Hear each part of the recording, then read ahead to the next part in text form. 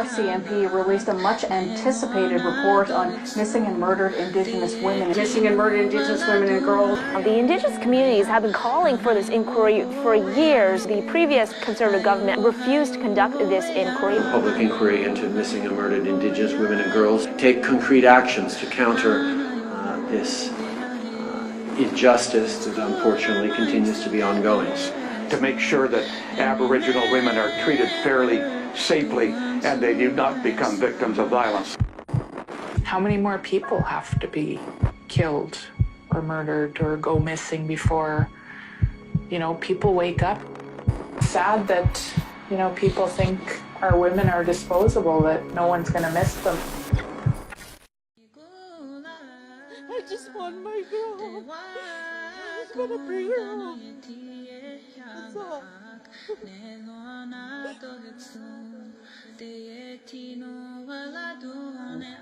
Goatsi, my name is Jenni Monet. I'm a tribal citizen of the Pueblo of Laguna, and I'm an independent journalist.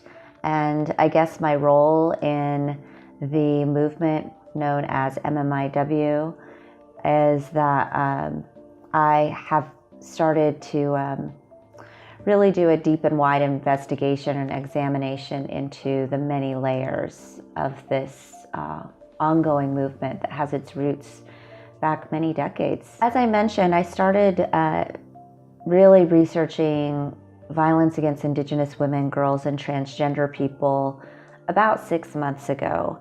And over the course of my research, I came across one core central issue, which I kind of knew going in, and that was the fact that there is this extreme dearth of data when it comes to understanding who is victimized in this chronic trend of violence against Indigenous women, what those circumstances are behind the victimization, and what were the outcomes. And in many cases, what we know about the outcomes is a big question mark, which is why we have so many unsolved murders or cold cases and an extreme number of quote-unquote missing women. In that process of discovery and looking at the many layers of how and why this is a systematic failure on the entire justice system, I found M.M.I.W, who is a Northern Cheyenne PhD student attending Lethbridge University. And over the course of her studies at Lethbridge, she just started merging together what data sets we knew existed. And so Anita's database uncovered another chronic problem in that these databases were not monolithic in the sense of what kind of questions they were asking. So for instance, they didn't match in terms of looking at the actual data collection criteria.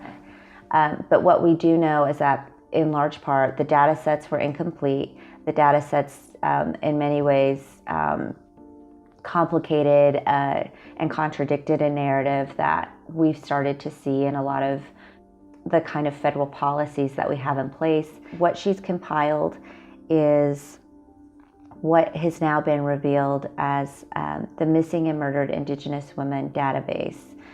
In April 2018, M.M.I.W launched the MMIWdatabase.com website. It's a basic Weebly website where she put a call out there saying, hey, I've compiled 2,500 records of missing and murdered Indigenous women and girls across the US and Canada.